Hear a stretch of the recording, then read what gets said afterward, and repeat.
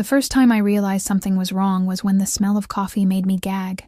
Not just any coffee, the expensive Colombian blend that Liam, my roommate, brewed every morning. The scent had always been a comfort, a signal that another day had begun, that I had survived another night. But that morning, as the aroma wafted under my bedroom door, my stomach lurched violently, and I barely made it to the bathroom in time. Hunched over the toilet, hair sticking to my sweat-slicked forehead, I tried to convince myself it was just a stomach bug. Just stress. Just anything but what I feared it might be. "Emma, you okay in there?" Liam's voice came through the door, concerned but distant, as if he was already late for his shift at the hospital. "Fine," I croaked, my throat raw. Must have eaten something bad. I heard his footsteps retreat, followed by the front door closing. The apartment fell silent, except for the hum of the refrigerator and the steady drip of the bathroom faucet I'd been meaning to fix for weeks. Slowly, I pulled myself up, catching my pale reflection in the mirror. Dark circles hung beneath my hazel eyes like bruises, my chestnut hair a tangled mess around my thin face. I looked haunted, or hunted. Neither was far from the truth. As I brushed my teeth to rid my mouth of the acrid taste, my mind drifted to 6 weeks earlier. To the mistake that could change everything. To him. I hadn't meant to end up at that charity gala. I was just a last-minute replacement, a waitress filling in for a coworker who'd called in sick. The event was at the Obsidian, the most exclusive hotel in the city, where the minimum room rate exceeded my monthly rent, a place where people like me served people like him. Alessandro Vitale. Even thinking his name sent a chill down my spine. Most people in our city knew of him, the young, devastatingly handsome heir to the Vitale family business interests. The papers called him a legitimate businessman, but everyone knew the truth. The Vitales had controlled the city's underworld for generations. They were untouchable, and Alessandro was their crown prince. I remembered how the room had changed when he entered, like air pressure dropping before a storm. Conversations hushed, bodies shifted instinctively to accommodate his presence.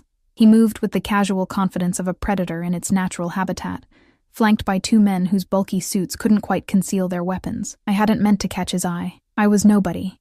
Just another black-uniformed server holding a tray of champagne flutes. But as I navigated around a cluster of bejeweled women, I'd stumbled, nearly sending my tray crashing to the marble floor. A strong hand had steadied me, gripping my elbow with surprising gentleness. "Careful," he'd said, his voice low and smooth like aged whiskey. I'd looked up and felt the air leave my lungs. Alessandro Vitale was even more striking up close, piercing amber eyes beneath dark brows, high cheekbones and a strong jaw darkened by 5 o'clock shadow. Lips curved into a slight smile that didn't quite reach those unsettling eyes. He smelled of expensive cologne with notes of cedar and something darker, more primal. I'm sorry, sir." "Thank you," I'd stammered, mortified. His grip had lingered a moment too long. "What's your name?" The question had frozen me. Staff were meant to be invisible at these events, not engaging with the guests, certainly not with someone like him. "Emma," I'd answered, against my better judgment. "Emma," he'd repeated, as if tasting the word. "I haven't seen you before. I'm just filling in tonight." I desperately scanned the room for my supervisor, praying she wouldn't see me talking to a guest. Alessandro had followed my gaze, seeming to understand my anxiety. "Don't worry. No one will say anything." The casual certainty in his voice had sent another chill through me. Of course no one would say anything. No one would dare. He'd taken a champagne flute from my tray, his fingers brushing mine deliberately. "Enjoy the rest of your evening, Emma." The way he'd said my name made it sound like a secret between us. I'd thought that would be the end of it. A brief, strange encounter to tell Liam about later. I was wrong. At the end of my shift, as I collected my coat from the staff room, my supervisor had approached with an envelope. "This was left for you," she'd said, her expression unreadable. Inside was a hotel keycard and a note on thick cream stationery. "Room 1520. A conversation. Nothing more. A." I should have thrown it away. I should have left immediately. But curiosity, or something more dangerous, had made me take the elevator to the 15th floor. I told myself I was just going to return the key, to politely decline whatever conversation he was offering. I told myself I wasn't flattered by the attention of someone like him, someone powerful and dangerous and beautiful. I told myself many lies that night. Room 1520 was a suite with floor-to-ceiling windows overlooking the glittering cityscape. Alessandro stood silhouetted against the view, a tumbler of amber liquid in his hand. He'd removed his tie and unbuttoned his collar, revealing a glimpse of tanned skin. "You came," he'd said simply, turning to face me.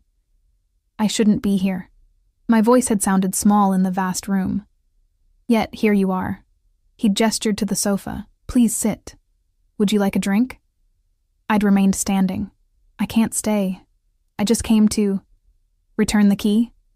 His smile had been knowing. Then why not give it to the front desk? I hadn't had an answer. What followed was unexpected. We'd talked. Just talked. About books we'd read, places we wanted to see. He'd ordered food, ridiculously expensive dishes that I pretended to be familiar with.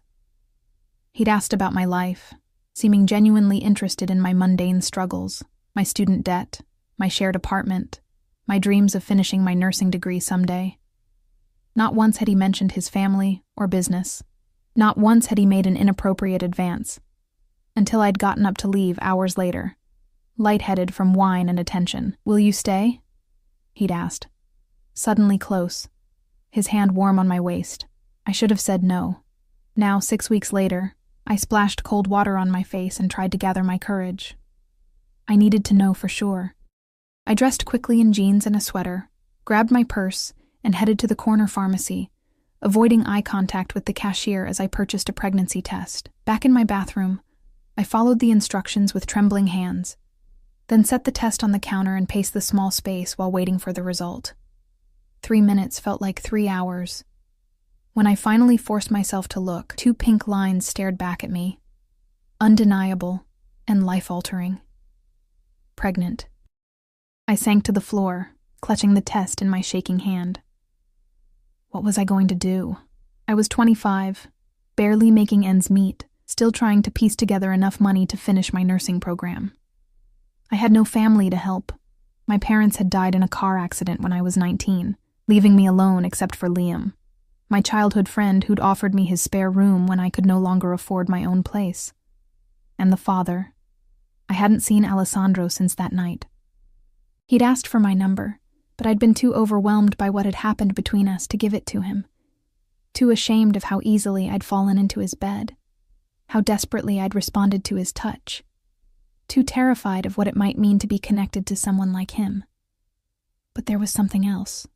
A secret I'd been carrying that made this situation even more dangerous. A secret about why I'd really been at that gala. Before I could spiral further, my phone buzzed with a text from my boss at the diner where I worked. She needed me to come in early to cover for another server. I welcomed the distraction. Work would keep my mind occupied, give me time to think about what to do next. The diner was busier than usual for a Tuesday, the lunch rush in full swing when I arrived. I tied on my apron and threw myself into taking orders, refilling coffee cups, and balancing plates along my arm. The mindless routine was comforting.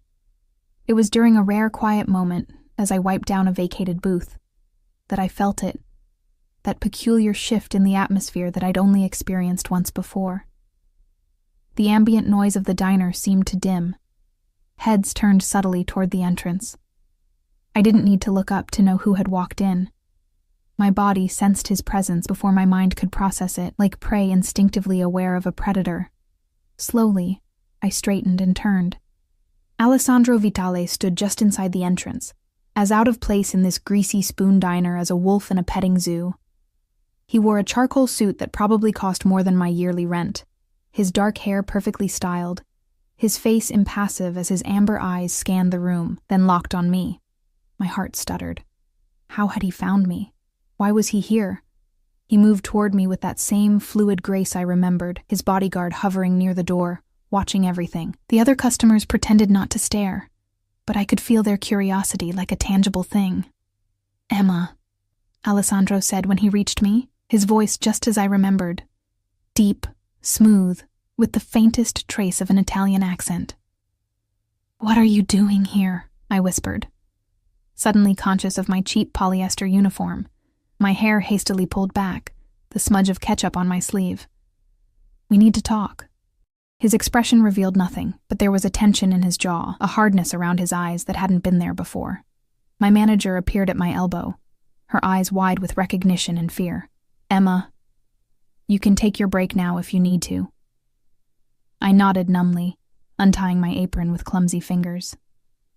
Alessandro waited silently, his presence filling the small diner like smoke, making it hard to breathe. I led him to the alley behind the diner, where employees took their smoke breaks. The November air was crisp, carrying the scent of approaching snow and garbage from the nearby dumpster. I hugged myself against the cold, wishing I'd grabbed my coat. "How did you find me?" I asked, my breath clouding in the chilly air. Alessandro shrugged slightly. "Finding people is not difficult for me." The casual statement sent ice through my veins. Of course it wasn't. People like him had resources, connections. The thought that he could locate me so easily made me feel exposed, vulnerable. "Why are you here?" I tried to keep my voice steady. "It's been weeks." His expression darkened. "You disappeared. You didn't give me a way to contact you." "I didn't think you'd want to." He took a step closer, and it took all my willpower not to back away. "You thought wrong." I didn't know what to say to that. My mind was racing, trying to understand what he could possibly want from me, terrified that somehow he knew about the pregnancy already, but that was impossible. "I have to get back to work," I said, moving to step around him. His hand shot out, gripping my upper arm, not painfully, but firmly enough to stop me. "I saw you at the gala last night," he said. My blood froze. "What?" "With Marcus Blackwood."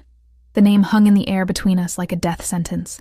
Marcus Blackwood, Alessandro's chief business rival in the city, the head of the organization that had been trying to muscle in on Vitale territory for years. "I don't know what you're talking about," I lied, panic rising in my throat. Alessandro's eyes narrowed. "Don't lie to me, Emma. I saw you.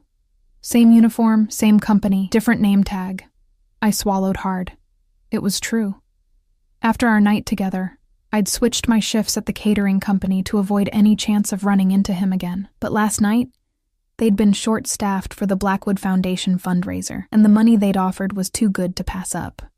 I'd thought it would be safe, that Alessandro wouldn't be at his rival's event, that even if by some chance he was, he wouldn't recognize one server among dozens.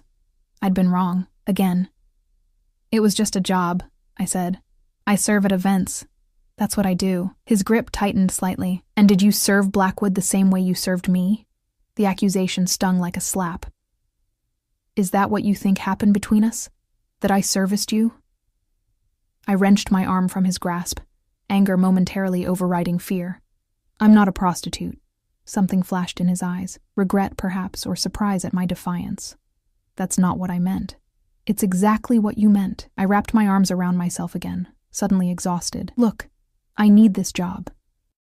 I can't afford to be picky about which events I work."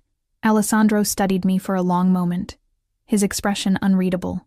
Then, with deliberate movements, he reached into his suit jacket and extracted a white plastic stick that made my heart stop. My pregnancy test, the one I'd taken that morning, the one I'd wrapped in toilet paper and buried in the bathroom trash. "Is this baby mine?" he asked, his voice deadly quiet. Time seemed to stop in that dirty alley. The distant sounds of traffic, the clatter of dishes from the diner's kitchen vent, the cold wind against my face. Everything faded away as I stared at the pregnancy test in Alessandro's hand. "How did you—" My voice cracked. "Did you go through my trash?" His expression remained impassive, but something dangerous flickered in those amber eyes. "Answer the question, Emma." My mind raced, grasping for explanations, excuses, lies. But as I stood there, shivering in the November chill, facing a man who commanded an empire built on blood and fear, I couldn't summon the energy to fabricate another deception. "Yes," I whispered, the word hanging between us like a live grenade with its pin removed. Alessandro's face revealed nothing, but I noticed his free hand clench into a tight fist at his side. "You weren't going to tell me." It wasn't a question, but I answered anyway. "I only found out this morning." "And if you'd known a week ago, a month, Would you have told me then? His voice remained eerily calm, which somehow frightened me more than if he'd shouted. I looked away, unable to meet his gaze. The truth was, I didn't know what I would have done. Part of me had considered terminating the pregnancy without ever informing him. Another part had fantasized about disappearing, starting over somewhere he couldn't find me. Both options now seemed laughably naive. I don't know, I admitted. Alessandro stepped closer, his expensive cologne mingling with the alley's sour odors. Look at me. I forced myself to meet his eyes. This changes everything. His voice had softened slightly, but there was steel beneath the velvet. You're coming with me. Now. Fear clawed up my throat. What? No, I can't just leave. I have a job. Responsibilities. Those are no longer your concern. He took my elbow, guiding me toward the mouth of the alley where a sleek black SUV with tinted windows had appeared. His bodyguard stood beside it, vigilant eyes scanning the surroundings. Wait, I pleaded, digging in my heels. I need to tell my manager. Get my things. Alessandro's grip tightened fractionally. Your manager has been informed that you've had a family emergency. Your belongings will be collected and brought to you. The casual way he'd reorganized my life in a matter of minutes sent a chill through me that had nothing to do with the cold. You can't just... I can, he interrupted, his tone brooking no argument. And I will. You're carrying my child, Emma.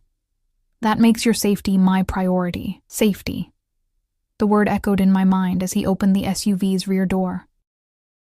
What did he think was threatening me, or was he the threat I needed protection from? Please. I tried one last time. I need time to think, to process this. Something in my voice must have reached him because he paused, his hand still on my elbow. For a moment, I glimpsed vulnerability beneath his composed exterior, uncertainty, perhaps even fear. Time is a luxury we don't have, he said quietly. There are complications. Before I could ask what he meant, a black sedan screeched to a halt at the end of the alley. Alessandro's bodyguard moved with startling speed, drawing his weapon as he positioned himself between us and the newcomers. Inside. Now. Alessandro's voice left no room for objection as he practically lifted me into the SUV, climbing in after me. The last thing I saw before the door slammed shut was two men emerging from the sedan, their expressions grim and purposeful. Then we were speeding away, the SUV's powerful engine carrying us from the familiar surroundings of my mundane life into Alessandro's dangerous world. Inside the vehicle, the sudden silence was oppressive. The interior was luxurious. Butter-soft leather seats, privacy partitions separating us from the driver, subtle lighting that made even my panic-stricken face look softened. I pressed myself against the door, as far from Alessandro as the confined space allowed. Who were those men? I finally asked. Alessandro's jaw tightened. Blackwood's people. Why would they? I stopped as realization dawned. They were following me? They've been watching you since the gala, he confirmed, his voice cold with controlled rage. Did you speak with Blackwood that night? I swallowed hard, memories flooding back. Marcus Blackwood approaching me during a quiet moment, his smile cordial but his eyes calculating as he asked seemingly innocent questions about my work, my background, how often I served at Vitali events. Briefly, I admitted. He just made small talk. Alessandro cursed under his breath, something rapid and Italian that I couldn't catch. And you didn't think that was strange? That a man like Blackwood would take an interest in a server? The accusation in his tone sparked my own anger. No stranger than a man like you taking an interest. I thought he was just being friendly. Rich people do that sometimes. Pretend to care about the help to feel better about themselves. His eyes flashed. Is that what you think happened between us? That I was amusing myself with the help? What am I supposed to think? I gestured helplessly. You're... you. And I'm nobody. You're the mother of my child. The word sent a shiver through me. That makes you somebody very important indeed. The SUV turned onto an exclusive street lined with ancient trees and imposing mansions set back behind ornate gates. We slowed in front of one particularly intimidating property, a sprawling Italian-style villa with a circular drive and meticulously maintained grounds. 2 more SUVs flanked the entrance, men in dark suits standing at attention. "Where are we?"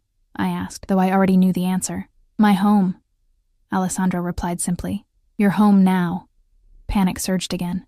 "I'm not moving in with you. I barely know you." He turned to face me fully, his expression severe.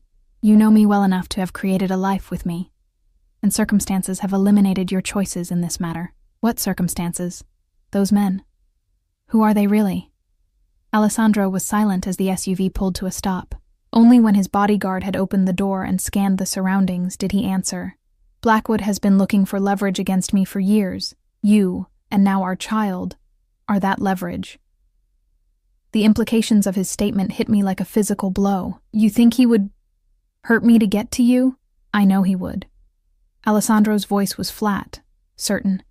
"He's killed for less." He guided me out of the vehicle and toward the villa's imposing entrance. The interior was as opulent as I'd imagined. Soaring ceilings, marble floors, priceless artwork, all in shades of cream, gold, and deep burgundy. A small staff appeared and then discreetly vanished, trained to be invisible in the presence of their employer. Alessandro led me to a sitting room where a fire crackled in a massive stone fireplace. "You'll stay here until the situation is resolved," he said, as if announcing I'd be kept overnight instead of held prisoner indefinitely. "And how long will that take?" I asked, struggling to keep my voice steady. "As long as necessary." His tone suggested the topic was closed. "I can't just disappear from my life. People will notice. My roommate, my coworkers. They'll be told you've taken an extended leave for personal reasons." He moved to a sideboard and poured amber liquid into a crystal tumbler. "Your roommate, Liam, isn't it, has already been contacted." The casual mention of Liam's name sent ice through my veins. "What did you do to him?" Alessandro's eyebrow raised slightly. "Nothing. We simply informed him you were safe and would be away for some time." "And he believed that?" "He had no reason not to." Alessandro sipped his drink, "especially after receiving enough money to cover a year of your shared rent." I sank onto a plush sofa, my legs suddenly too weak to support me. "You bought my friend's silence. I ensured he wouldn't worry or contact authorities." Alessandro sat opposite me, his movements elegant despite the tension evident in his shoulders. "It was the simplest solution." "The simplest solution," I repeated hollowly. "Is that how you see everything? Problems to be eliminated, people to be managed?" Something flashed in his eyes, hurt perhaps, though I found that hard to believe. "Not everything. Not you." I looked away, unable to bear the intensity of his gaze. My hand unconsciously moved to my still flat stomach, a gesture Alessandro tracked with hawk-like attention. "How far along are you?" he asked, his voice softer than before. 6 weeks, I whispered. "From that night." He nodded, as if confirming a suspicion. "Have you seen a doctor?" "No. As I said, I only found out this morning." "You'll see my physician tomorrow. He's discreet and excellent." The calm way he continued reorganizing my life sparked fresh anger.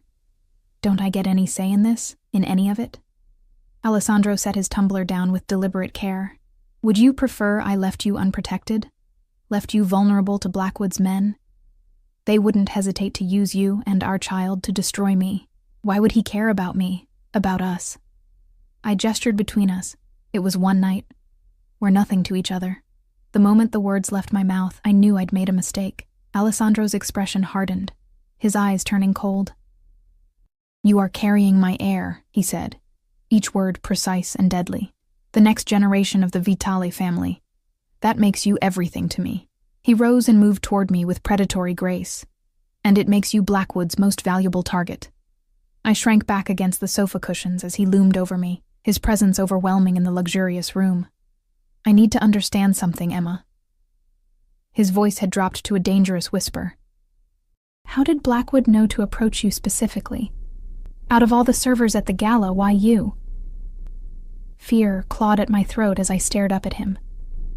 This was the moment I'd been dreading, the question I couldn't answer without revealing my final, most damning secret. I don't know," I stammered.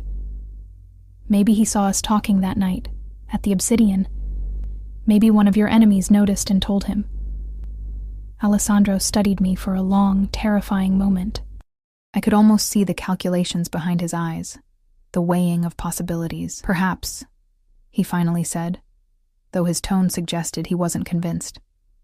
Either way, you're not safe in your old life anymore. He straightened and moved toward the door. You'll be shown to your rooms. Everything you need has been provided. If there's anything specific you require, tell Maria. She'll see to it. He nodded toward a petite, middle-aged woman who had materialized silently in the doorway. So I'm a prisoner, I said, unable to keep the bitterness from my voice. Alessandro paused, his hand on the doorframe. You're protected, he corrected. There's a difference. Not from where I'm sitting. He turned back to me, his expression softening fractionally. I know this is overwhelming, but I need you to understand the gravity of our situation. This isn't just about you and me anymore. His gaze dropped to my midsection, and for a moment I glimpsed something unexpected in his eyes. Not calculation or control, but wonder. Vulnerability. I never expected to have a child, he said quietly. In my world, family is both a strength and a fatal weakness. I had resigned myself to not taking that risk. The raw honesty in his voice caught me off guard. For a brief moment, I saw past the dangerous facade to the man beneath, a man raised in violence who now faced the prospect of bringing new life into that same brutal world. I don't know how to be a father, he continued, more to himself than to me, but I do know how to protect what's mine. And I will protect you both, whatever the cost. Before I could respond, he was gone, leaving me alone with Maria, who smiled sympathetically. Come, miss, she said, her accent thick, but her English clear. You must be tired. Let me show you to your rooms. I followed numbly, too overwhelmed to resist. My mind whirled with the day's events, from discovering my pregnancy to being essentially abducted by the father, a mafia boss who now claimed me as his to protect. My life had unraveled in the span of hours, leaving me adrift in a world of luxury and danger that I barely comprehended. Maria led me up a grand staircase and down a corridor to a suite larger than my entire apartment. The bedroom featured a 4-poster bed draped in silk, a sitting area with plush chairs, and floor-to-ceiling windows overlooking manicured gardens. An adjoining bathroom gleamed with marble and gold fixtures. Mr. Vitale had these rooms prepared for you, Maria explained, opening a closet to reveal women's clothing in a range of sizes, all with designer labels I recognized but had never dreamed of owning. He wasn't sure of your size, so there are options. Tomorrow, a seamstress will come to measure you for a proper wardrobe. I ran my fingers over a cashmere sweater, its softness alien against my skin, accustomed to cheap polyester and cotton blends. This is insane, I murmured. Maria smiled kindly. Mr. Vitale wants you comfortable. She hesitated, then added in a lower voice. He was very specific about your care. I've never seen him so concerned. I didn't know how to respond to that. The idea that Alessandro Vitale, feared mafia boss, was concerned about my comfort seemed ludicrous, given that he'd essentially kidnapped me. Can I leave? I asked bluntly. If I wanted to walk out right now, would anyone stop me? Maria's expression grew troubled. It would not be safe, miss. The men outside, they are there to protect you. That's not what I asked. She looked away. Mr. Vitale has given orders. For your safety. Translation. I was indeed a prisoner, regardless of the gilded cage. After Maria left, I sank onto the edge of the enormous bed, trembling with exhaustion and shock. The silk duvet beneath my palms felt obscenely luxurious compared to my threadbare bedding at home. Home. A place I might never see again. I pulled out my phone, desperate to contact Liam to make sure he was truly okay. But the screen showed no service. Of course. Alessandro wouldn't have overlooked such an obvious means of communication. On the nightstand, I noticed a new phone, sleek, expensive, and undoubtedly monitored. I left it untouched. The room, for all its opulence, suddenly felt suffocating. I moved to the windows, searching for latches, an escape route, but they opened only a few inches, not even enough to feel the breeze. Through the glass, I could see armed men patrolling the grounds, Guards or jailers? The line seemed increasingly blurred. In the bathroom, I splashed cold water on my face and stared at my reflection. I hardly recognized the woman who stared back. Pale, frightened, with shadows beneath her eyes that spoke of secrets and fear. My hand drifted to my stomach, still flat beneath my diner uniform. A life grew there. Alessandro Vitale's child. The heir to a criminal empire. What had I done? The truth I'd been avoiding crashed over me in waves of nausea that sent me retching into the marble toilet. When the sickness passed, I curled on the cool tile floor, letting tears flow freely for the first time since this nightmare began. I don't know how long I lay there before a soft knock on the door roused me. "Miss? Are you all right?" Maria's concerned voice came through the wood. I hastily wiped my face and stood on shaky legs. "I'm fine. Dinner will be served in half an hour. Mr. Vitale requests your company." The thought of food made my stomach turn again, but I nodded even though she couldn't see me. "I'll be there. There are clothes in the closet for you," she reminded me gently. "Perhaps you'd like to change." I looked down at my stained uniform, suddenly conscious of how out of place I must appear in this palatial setting. "Thank you. I'll find something." After a quick shower, I selected the least intimidating outfit I could find. Black slacks and a simple cream sweater that probably cost more than a month of my rent. The fabric caressed my skin like a whisper, a luxury I'd never experienced. Maria reappeared to escort me to dinner, leading me through corridors decorated with art that belonged in museums, not private homes. The dining room continued the theme of understated wealth. A long mahogany table that could seat 20, crystal chandelier casting warm light on silver place settings and fresh flowers. Alessandro stood as I entered, impeccably dressed in what I assumed was casual attire for him, tailored slacks and a charcoal cashmere sweater that made his amber eyes appear even more intense. His dark hair was slightly damp, as if he'd recently showered, and the scent of his cologne, woodsy and masculine, reached me across the room. "You look better," he observed, pulling out a chair for me at the corner of the table closest to his place at the head. The table was set for just the two of us, turning the massive room strangely intimate. "Better than what?" I asked, unable to keep the edge from my voice as I sat stiffly. A ghost of a smile touched his lips. "Then a woman who just learned her life has been irreversibly altered." I had no response to that brutal honesty. Silent staff appeared with wine. Sparkling water for me, I noted, and the first course, some delicate arrangement of seafood I couldn't identify. I picked at it listlessly while Alessandro watched me with unnerving intensity. "You need to eat," he said finally. "For the baby." I set down my fork with deliberate care. "Is that all I am now? A vessel for your heir?" His expression hardened. "You know that's not true." "Do I? You've kidnapped me, isolated me, taken over my life, all for the sake of a child you didn't know existed until a few hours ago." "I did not kidnap you," he corrected, his voice dangerously soft. "I removed you from an increasingly dangerous situation, without my consent. There wasn't time for debate." I laughed without humor. "There's never time for debate with men like you, is there? Just commands to be followed, decisions made for others because you know best."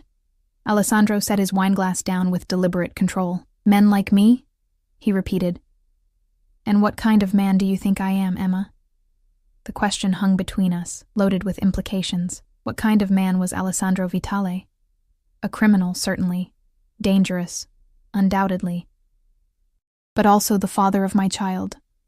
The man who had shown me gentleness and passion during our night together, who had talked with me for hours about books and dreams before ever touching me. "I don't know," I admitted finally. "That's the problem." He studied me for a long moment, then nodded as if I'd passed some test. "That's fair. We have much to learn about each other. Do we? Or will you simply dictate the terms of whatever this is going to be?" "That depends," he said, resuming his meal with perfect composure. "On what?"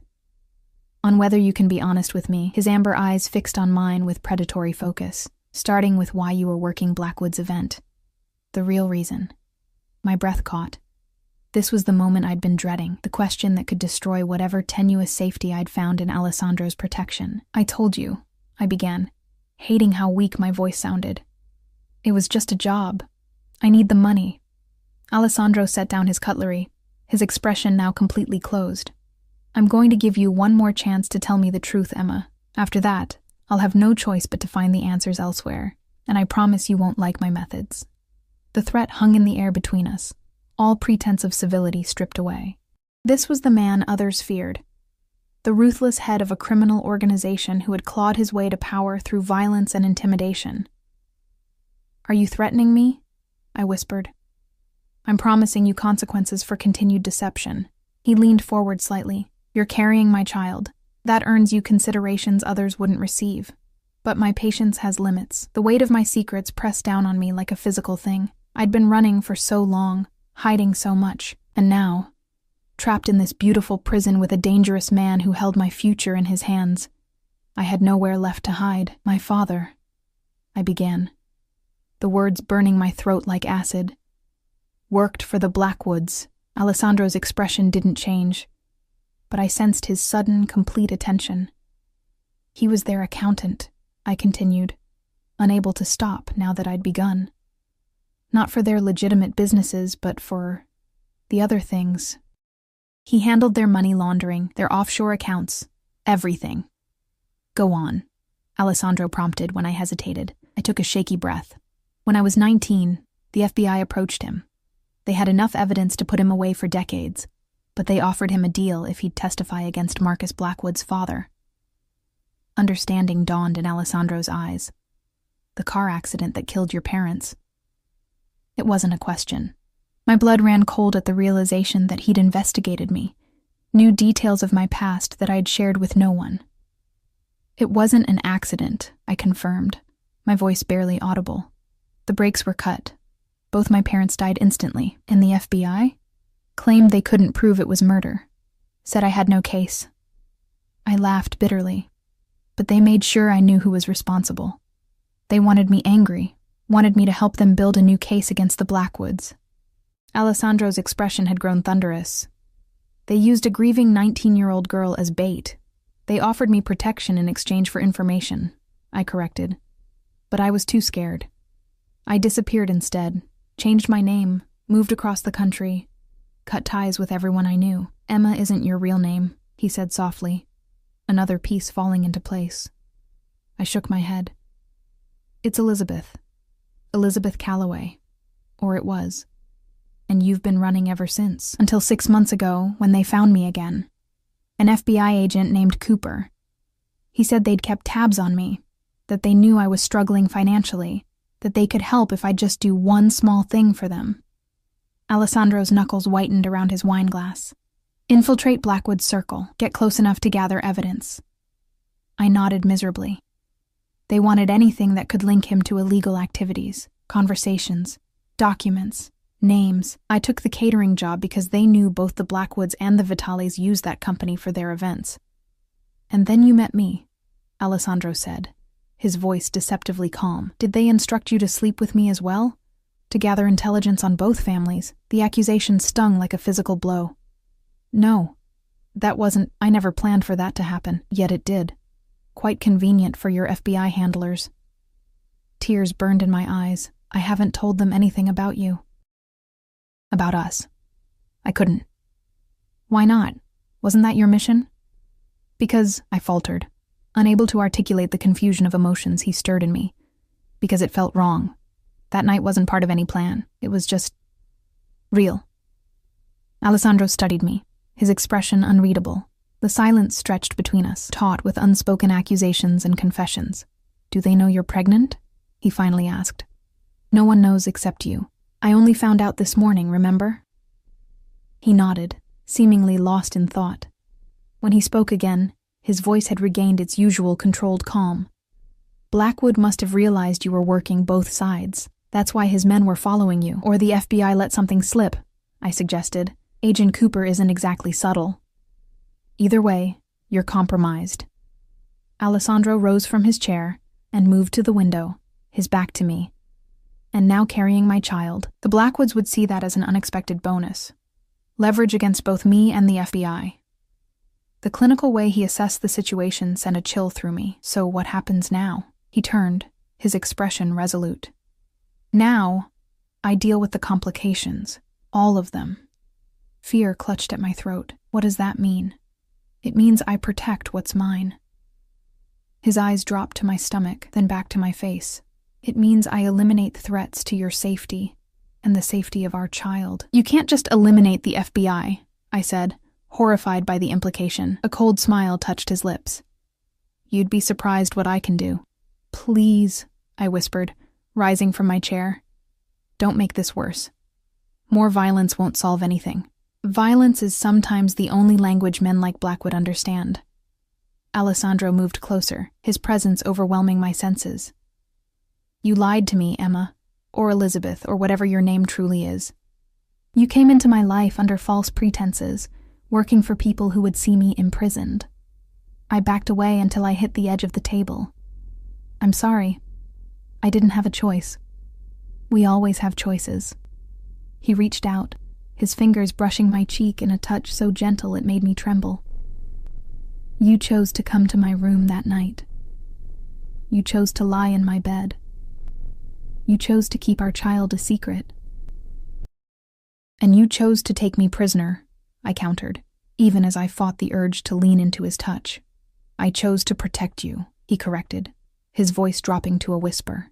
Despite your betrayal, despite the danger you represent to everything I've built, I chose to bring you into my home rather than eliminate the threat you pose. The casual way he referred to potentially eliminating me sent ice through my veins, even as his proximity ignited a treacherous heat low in my belly.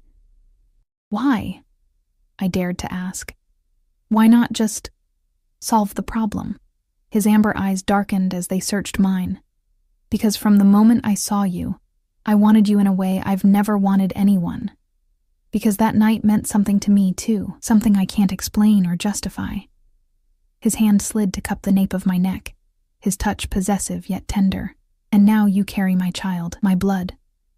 That makes you irreplaceable, regardless of your sins. Before I could respond, his lips claimed mine in a kiss that was both punishment and promise.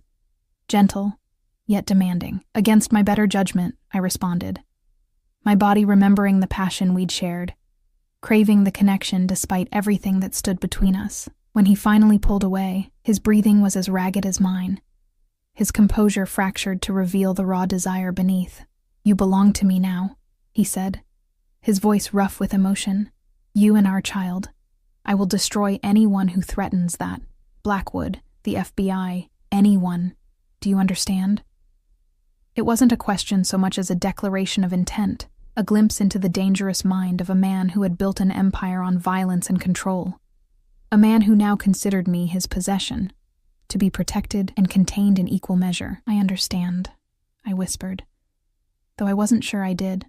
Not fully. Not the implications of being claimed by Alessandro Vitale, of carrying his heir, of being drawn into his dangerous world with no way back to the life I'd known. He studied me for a long moment, then nodded once, as if satisfied.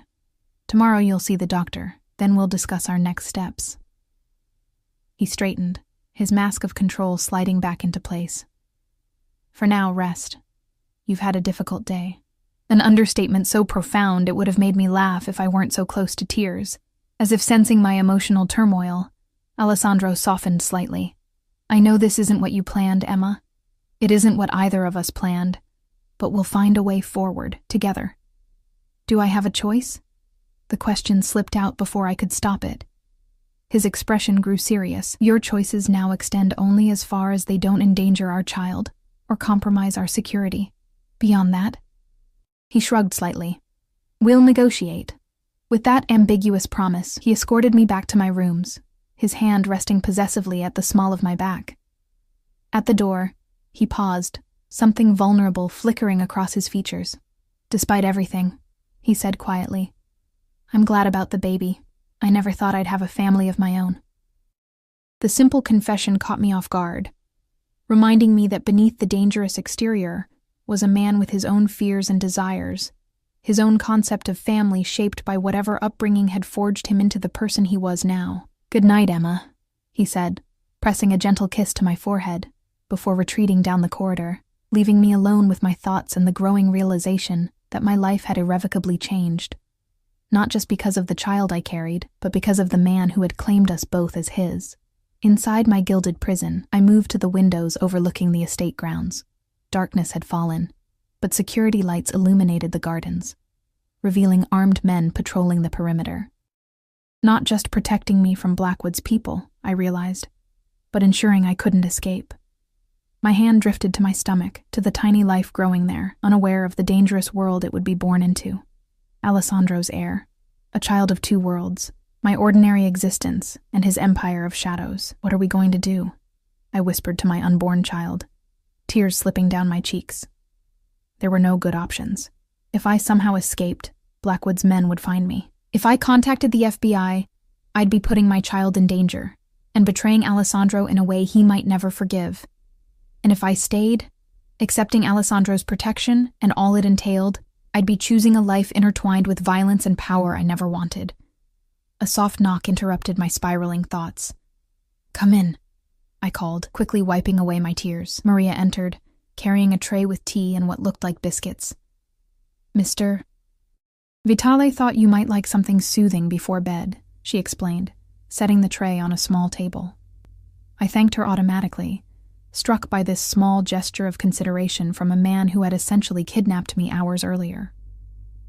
"He cares for you," Maria said, reading my confused expression. "In his way." "His way involves holding me prisoner," I pointed out. Maria's weathered face creased with sympathy. "Mr. Vitale is complicated.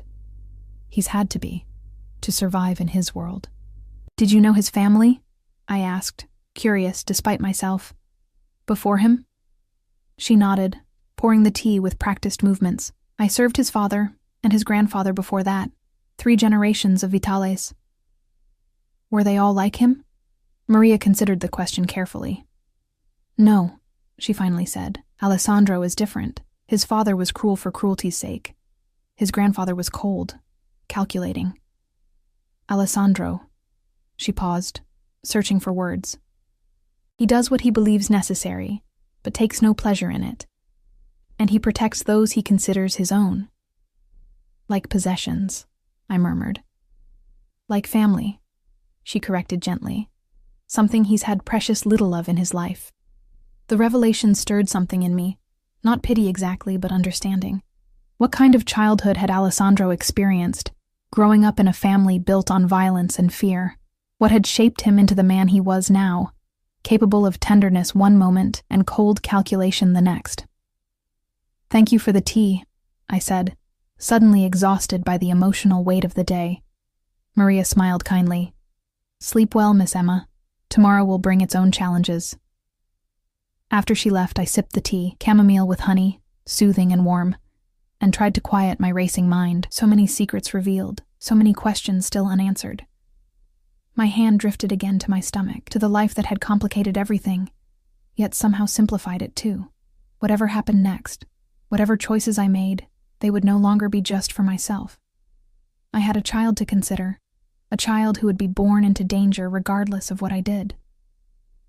With that sobering thought, I crawled into the enormous bed, sinking into luxury I'd never known.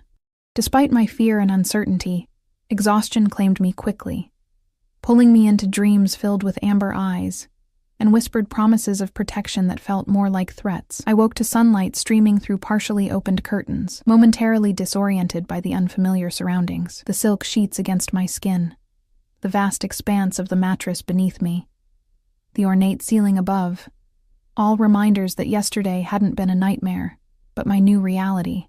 A soft knock preceded Maria's entrance with a breakfast tray. "Good morning, Miss Emma. Did you sleep well?" "Better than I should have," I admitted, sitting up against the plush pillows. She smiled sympathetically as she set the tray across my lap. Fresh fruit, yogurt, toast with what looked like homemade jam, and herbal tea. "Your body needs rest, especially now." My hand instinctively moved to my stomach. 6 weeks pregnant. The thought still seemed surreal. "Mr. Vitale asked me to inform you that the doctor will arrive at 10. Maria continued, moving to open the curtains fully. "There are clothes in the bathroom for you." "I don't suppose I could make a phone call?" I asked, though I already knew the answer. Maria's expression softened with pity. I'm afraid that's not possible yet. For security. For control, I thought bitterly, but nodded my understanding. No point making Maria's job more difficult when she'd shown me nothing but kindness. After she left, I ate the simple but perfect breakfast, my body demanding nourishment despite my emotional turmoil. Then I showered and dressed in the clothes provided, leggings, a soft cashmere tunic, and ballet flats, all in muted shades that somehow fit perfectly. The casual elegance of prison attire. At precisely 10, Maria escorted me to a study that had been converted into a makeshift examination room. Medical equipment stood alongside antique furniture, modern necessity intruding on old-world luxury. The doctor was a distinguished man in his 60s, with salt-and-pepper hair and kind eyes behind gold-rimmed glasses.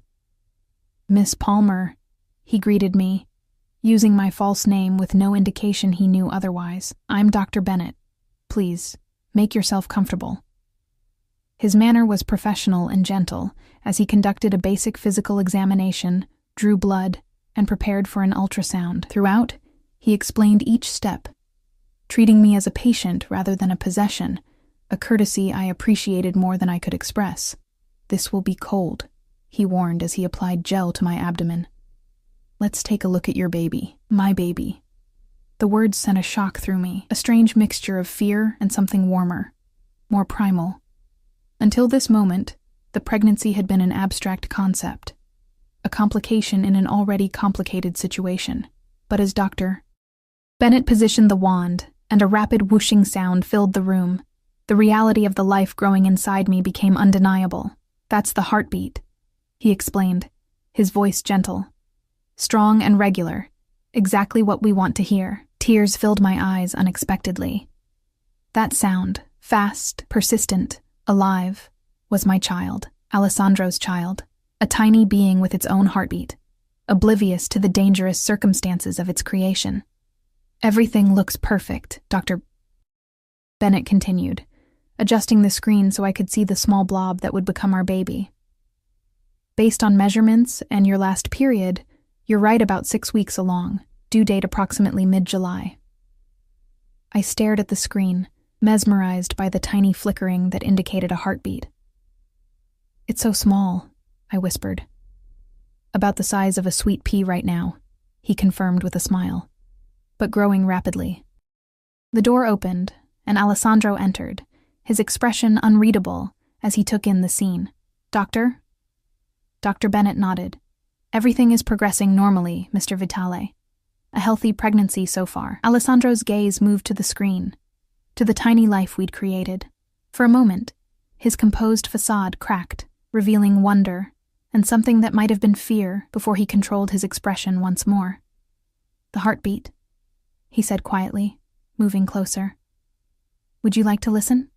Dr. Bennett offered, adjusting a setting that amplified the whooshing sound. Alessandro stood motionless, transfixed by the rapid rhythm filling the room. His hand moved as if to reach toward me, toward the screen, but stopped midway, returning to his side. I'll print images for you both, Dr. Bennett said, breaking the charged silence. Miss Palmer, I'll prescribe prenatal vitamins and provide information on what to expect in the coming weeks. I'd like to see you again in a month, sooner if there are any concerns. I cleaned the gel from my stomach and readjusted my clothing, while Dr. Bennett printed ultrasound images and prepared a folder of information. Throughout, Alessandro remained silent, his expression thoughtful as he watched the doctor work. Once Dr. Bennett had completed his instructions and left us with promises to return in a few weeks, silence fell over the room. Alessandro picked up one of the ultrasound images, studying it with an intensity that made me wonder what he was truly seeing. A child, an heir, or a complication to his carefully controlled life. You'll have everything you need, he said finally, setting the image down. The best care, the best doctors. Thank you, I replied automatically, then felt foolish for expressing gratitude to my captor, however benevolent his imprisonment might be. Alessandro's amber eyes fixed on mine. We need to discuss our situation. Which part? I asked, unable to keep the edge from my voice. The part where I'm an FBI informant carrying your child, or the part where your enemy is hunting me? Or perhaps the part where you've locked me in a gilded cage? A muscle ticked in his jaw, all of it. He offered his hand to help me up from the examination table. After a moment's hesitation, I accepted it, hyper-aware of the warmth of his fingers around mine, the strength in his grip. He led me from the makeshift examination room to his study across the hall, a masculine space of leather, dark wood, and books that smelled of paper and the same cologne he wore. "Sit," he said, gesturing to a comfortable chair near a fireplace where flames crackled despite the mild day outside. I perched on the edge of the seat, too tense to relax. Alessandro poured water from a crystal decanter, handed me a glass, then leaned against his desk rather than sitting behind it, a deliberate choice to avoid the power dynamic such a position would create. "First," he began, "your FBI handler." My fingers tightened around the glass. "What about him?" "He'll be looking for you, wondering why his asset has suddenly disappeared." "Probably," I agreed cautiously. "You'll need to contact him." I stared at Alessandro in shock. "You want me to talk to the FBI after everything I told you last night?" His expression remained impassive. "I want you to reassure him that you're safe, that you're still gathering information, and that you need time." Understanding dawned.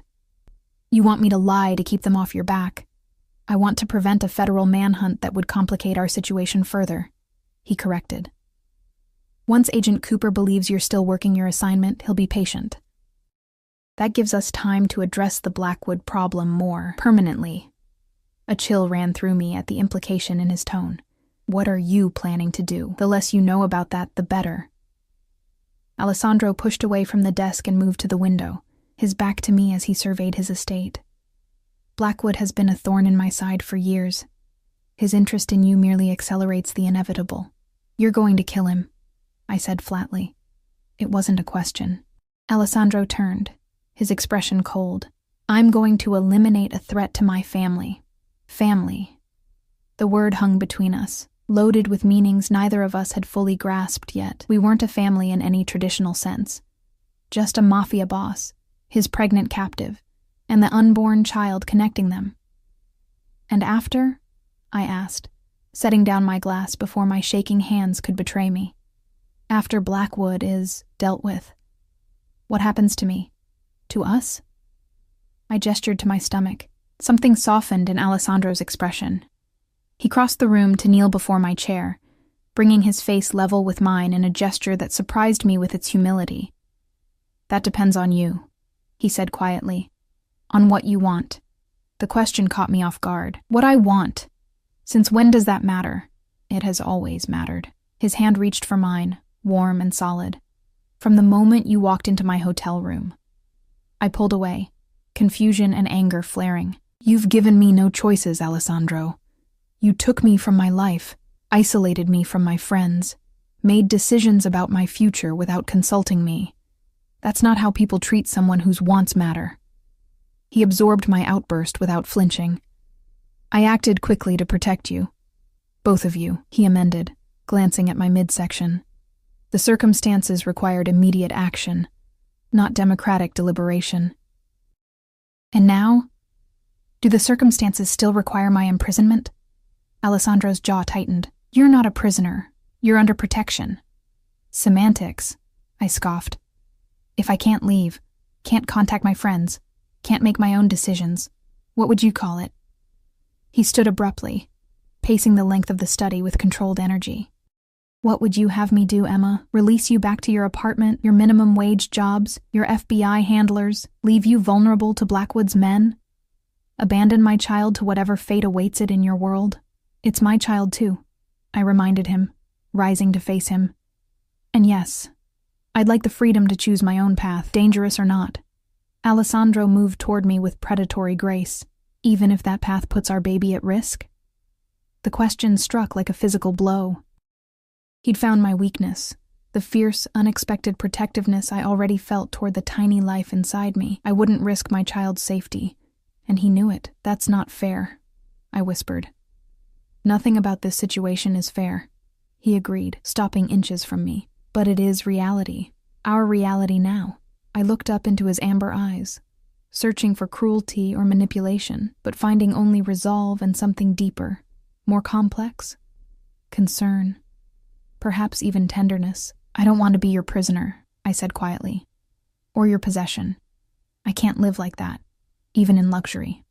"Then be my partner," he replied without hesitation. The suggestion startled me. "Your partner?" "The mother of my child, my companion.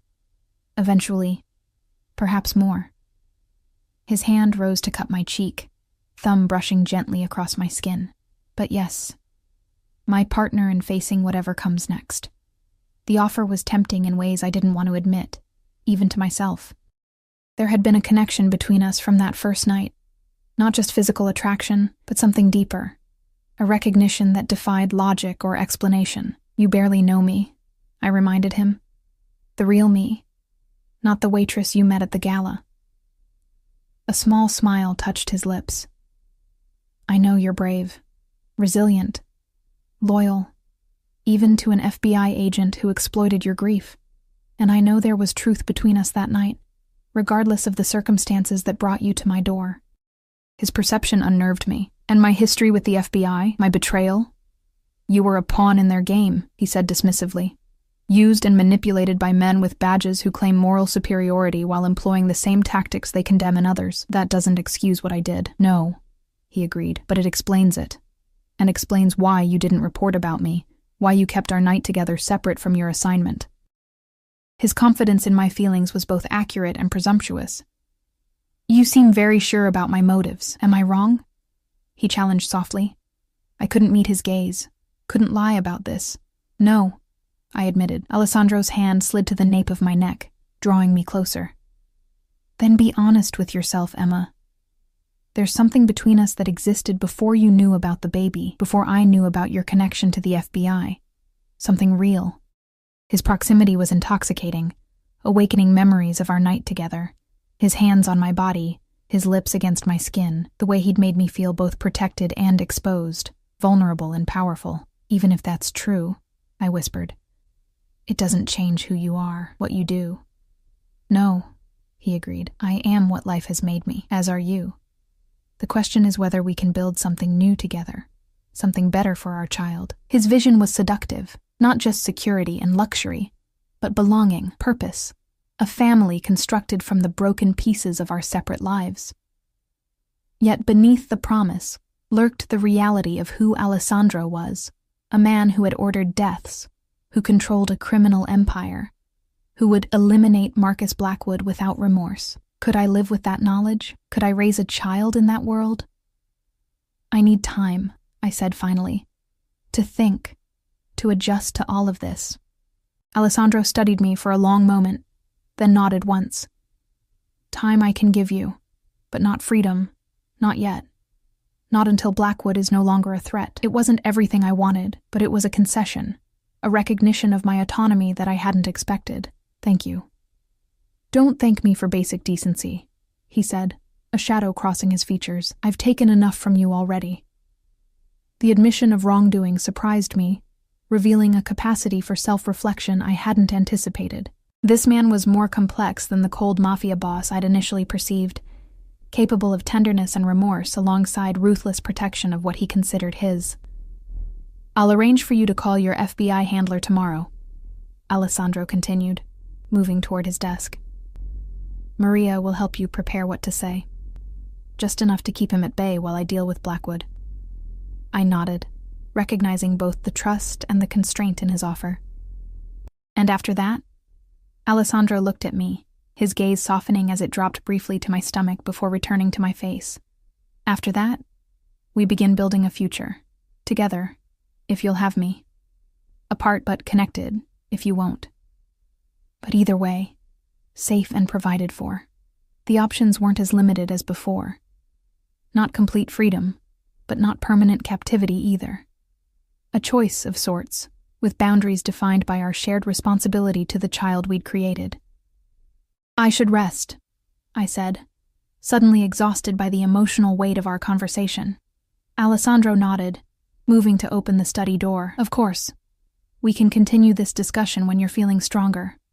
As I passed him, he caught my hand, pressing something into my palm. I looked down to find one of the ultrasound images. "Our baby's first picture. We made this," he said softly. Whatever happens next, remember that we created something miraculous together. The simple statement stripped away all the complications: the FBI, Blackwood, Alessandro's criminal empire, leaving only the fundamental truth. We were connected now, irrevocably, by the tiny life growing inside me. I clutched the image to my chest and nodded, unable to speak past the sudden tightness in my throat.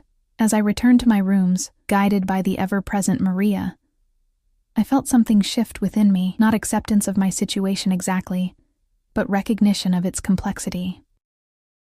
There were no simple solutions, no clear path forward that didn't involve compromise and risk, but for the first time since Alessandro had found my pregnancy test, I felt the faintest flicker of hope, not just for survival, but for something more, something neither of us had dared to imagine until a tiny heart began beating, binding our fates together. The next 3 weeks passed in a strange limbo of luxury and uncertainty. My gilded cage expanded gradually, from my suite to the entire East Wing, then to the gardens surrounded by high walls and watchful guards. Alessandro kept his word about giving me time to think, to adjust, maintaining a respectful distance while ensuring I had everything I needed. I spoke to Agent Cooper as planned, feeding him carefully crafted half-truths about getting closer to Alessandro, about needing more time to gain his trust. The lies came easier than I expected, my loyalty shifting imperceptibly from the people who had exploited my grief to the man whose child I carried. Cooper's eagerness to use me despite the obvious dangers only reinforced my growing disillusionment with the FBI's methods. They had never cared about justice for my parents, only about building their case against the Blackwoods by any means necessary. I thought often of my father during those quiet days, wondering what he would think of my situation. He had worked for criminals, yes, but kept my mother and me insulated from that world. Now I was carrying the heir to a rival organization, considering a life within the very circles he had tried to shield me from. The irony wasn't lost on me. Alessandro and I established a cautious routine, sharing dinner each evening, talking about our childhoods, our interests, carefully avoiding the volatile subjects of his business and my FBI connection. He told me about growing up as the reluctant heir to the Vitali empire, about losing his mother to cancer when he was 14, about the brutal education his father had forced upon him. I shared stories of my parents, my interrupted nursing studies, my dreams of helping others. In these conversations, I glimpsed the man beneath the Mafia boss exterior, intelligent, surprisingly well-read, capable of tenderness and humor I wouldn't have believed possible when I first found myself his captive. One evening, as we walked through the rose garden after dinner, Alessandro broke our unspoken rule of avoiding business discussions. "Blackwood is making his move," he said, his voice carefully neutral. "Against both of us." My hand instinctively moved to my stomach, now showing the slightest curve beneath my dress. "What do you mean?" Alessandro guided me to a stone bench beside a burbling fountain, screening us from any potential observers. "He's spreading rumors that I've aligned with the FBI using you as my contact." "That's absurd," I said. "He knows I was working for the FBI against him, precisely why the rumor is dangerous," Alessandro explained. "It suggests I've turned you, that we're using your FBI connection to eliminate him while securing immunity for my own operations." The calculated brilliance of the accusation chilled me. "Your people would think you betrayed them. His would see you as an even bigger threat." Alessandro nodded grimly. "It's a clever move. Creates enemies for me on all sides. Including the FBI, I realized. If they believe I've switched loyalties completely, they'll consider me compromised, which puts you in even greater danger," he confirmed, his jaw tight with controlled rage. "Blackwood is trying to isolate us, make us vulnerable from all sides." Fear settled like ice in my veins. What are we going to do? I didn't miss the significance of my words. We, not you. Somewhere in these strange weeks, I had begun to see our predicament as a shared challenge rather than Alessandro's problem holding me captive. His hand covered mine, warm and reassuring. "I've put plans in motion, but I need something from you first." "What?" I asked warily. "The truth about what the FBI has on Blackwood. Everything you know about their investigation, their evidence, their methods." I hesitated, the last remnants of my former loyalty giving me pause. "Why?" Alessandro's amber eyes held mine. Because I'm going to give them Blackwood, Emma. Not through violence, but through information. Let them destroy each other while we remain untouched. The strategy surprised me, more subtle and less bloody than I'd expected from a man in his position. You'd work with the FBI after everything they've done? Not with them, he clarified. I'll simply ensure they receive what they need to take Blackwood down legally. Anonymous tips, documentation of his operations, witness testimonies. He goes to prison, the FBI gets their conviction, and the threat to us is eliminated without direct action on my part. Without bloodshed, I said softly, understanding the significance of his approach. Alessandro's expression grew serious. I won't pretend my hands are clean, Emma, but I've been working to legitimize our family interests for years, to move away from the violence that defined my father's era. Blackwood is one of the last obstacles to that transition. This revelation aligned with whispers I'd heard during my time with the FBI, that the younger Vitale was different, that he had distanced himself from the more brutal aspects of the organization while maintaining its power structure. If I help you, I said carefully, what happens afterward? To us? Alessandro took both my hands in his. That depends on what you want. I told you before, you have choices now. What choices exactly? Stay with me, he said simply. Not as a captive, but as my partner, my equal. Help me build something better than what my father left me, something our child can inherit without shame. The offer hung between us, tantalizing in its possibility. And if I don't want that life? I asked, needing to understand all options. Then I set you up somewhere safe, with everything you and our child need. You'd have protection, financial security, complete freedom, except for one thing. What's that? His expression hardened slightly. Our child remains connected to me. I won't be excluded from their life.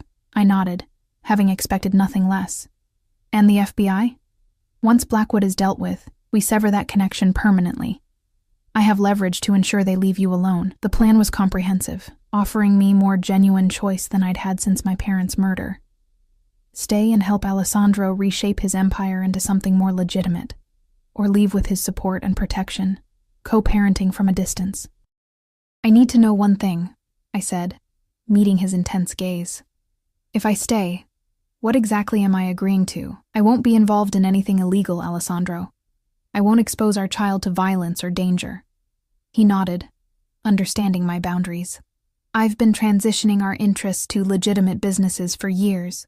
Real estate, hospitality, technology investments. What remains of the old operations will continue to diminish. I can't promise overnight transformation, but I can promise direction and purpose.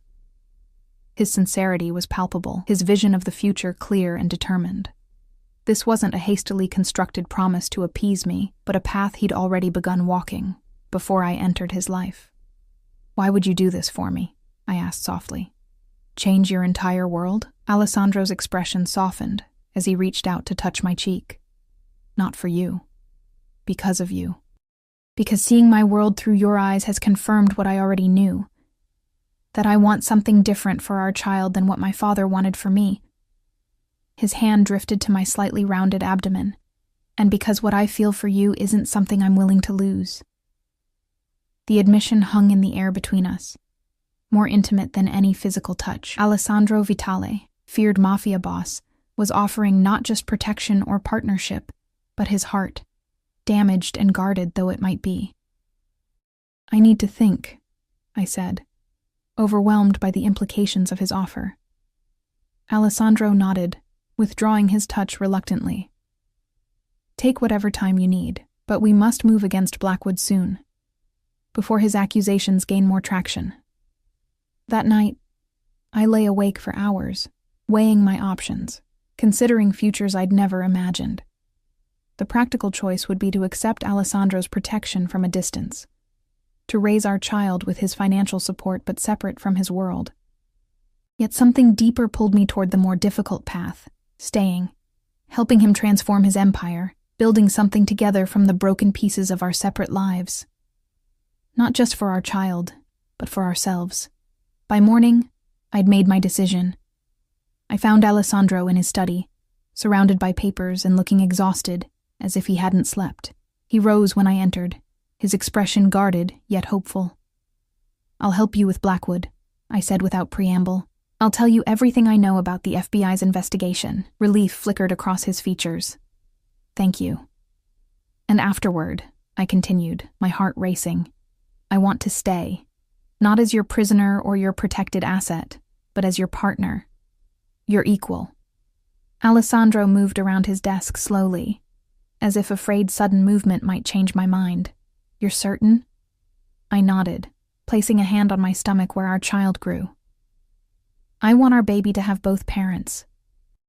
I want them to grow up knowing they're loved, protected, and I want to help you build something they can be proud of. It won't be easy," he warned, stopping before me. "Changing generations of history never is." "I know."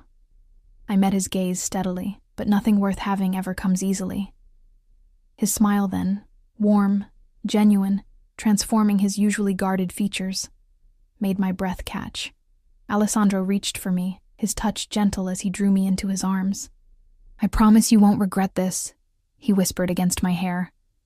"I'll spend my life making sure of it." For the first time since finding myself in his world, I felt truly safe, not because of the walls and guards surrounding us, but because of the commitment we were making to each other, to our child, to a future neither of us had dared imagine before. The next 2 months passed in a whirlwind of carefully orchestrated events. I provided Alessandro with everything I knew about the FBI's investigation into Blackwood, their evidence gaps, their primary targets, the specific crimes they were building cases around. Alessandro used this information to compile an anonymous dossier that found its way to the FBI's offices, containing exactly the evidence they needed to make their case. When Marcus Blackwood was arrested 3 weeks later in a spectacular dawn raid covered by every news outlet in the city, Alessandro and I watched from the security of our home, his arm around my shoulders, his expression satisfied but not triumphant. "It's done," he said simply as Blackwood was led away in handcuffs, his empire crumbling around him. The FBI investigation expanded, engulfing Blackwood's entire organization while mysteriously avoiding any connection to the Vitalis. Agent Cooper tried contacting me repeatedly, but Alessandro's lawyers intervened, using evidence of the FBI's manipulation of a grieving young woman to secure my permanent separation from their investigation. My obligation to them was officially terminated, my freedom from both Blackwood and the FBI secured through legal channels rather than violence. True to his word, Alessandro accelerated the transformation of his business interests, distancing himself from the old operations while strengthening his legitimate ventures. There were difficult moments, resistance from those who benefited from the status quo, but his authority remained absolute, his vision clear. I found my own place in our new reality, completing my nursing degree through private tutors, establishing a foundation for children who had lost parents to violence, using our resources to create something meaningful from my own traumatic experience. By the time our daughter was born, Sophia, named for Alessandro's mother, the world we occupied had begun its transformation. Not perfect, not completely clean of its complicated history, but moving steadily toward something better, something we could eventually explain to our child without shame. Alessandro changed in those months too, the hard edges of the Mafia boss softening into the protective father and devoted partner. The man who had once frightened me with his cold control now sang Italian lullabies to our daughter, his amber eyes filled with wonder as she gripped his finger with her tiny hand. "She has your eyes," he whispered one night, as we stood over her crib, watching her sleep. "Thank God for that." I leaned into him, drawing strength from his solid presence. "And your determination. Look at that grip." His arm tightened around my waist. "She'll be extraordinary, both fierce and gentle, like her mother, and protective and loyal, like her father," I added, turning in his embrace to face him. Alessandro studied me with an intensity that still made my heart race. "Any regrets?" he asked quietly, the question revealing a vulnerability few would ever witness. I thought about my answer carefully, wanting complete honesty between us. "I regret the circumstances that brought us together," I said. "The fear, the manipulation, the danger. But I don't regret where we've landed." His hand cradled my face, thumb brushing my cheek with infinite tenderness. "Nor do I." You've given me more than I ever thought possible. A daughter, a purpose beyond power, a future worth fighting for. We gave those things to each other, I corrected gently, and we'll give Sophia something neither of us had. A family built on choice rather than circumstance or obligation. Alessandro's kiss was both promise and gratitude, sealing the understanding between us. We had begun as captive and captor, thrown together by secrets, danger, and an unexpected pregnancy. But we had chosen to become something else entirely, partners in the truest sense, building a future from the ashes of our separate pasts. Outside our daughter's nursery, beyond the walls of our home, the world remained complicated and sometimes dangerous. The transformation of Alessandro's empire would take years, perhaps generations, to complete fully. But within our family, within the bonds we'd forged through choice rather than coercion, we had found something neither of us had dared hope for when our paths first crossed. Not just safety or security, but belonging. Love. And as I watched Alessandro gently tuck the blanket around our sleeping daughter, his expression tender in a way few would ever witness, I knew with absolute certainty that I was exactly where I was meant to be. Not a captive any longer, but a woman who had found freedom in the most unexpected place. Beside a man who had once frightened me, now transformed by the same love that had changed me. Our beginning might have been written in secrets and fear, but our future would be crafted with intention and hope, and that made all the difference.